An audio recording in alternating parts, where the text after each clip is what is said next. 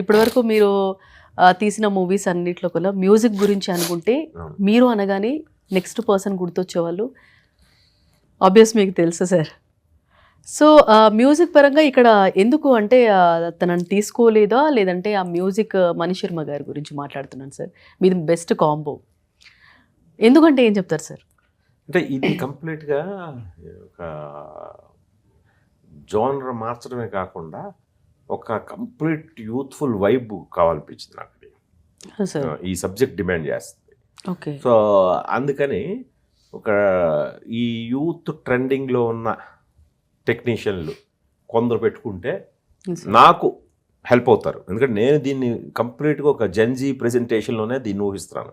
ఈ కథ అలాంటి డిమాండ్ చేస్తుంది, అలాంటి సౌండ్ని పిక్చర్ని డిమాండ్ చేస్తుంది.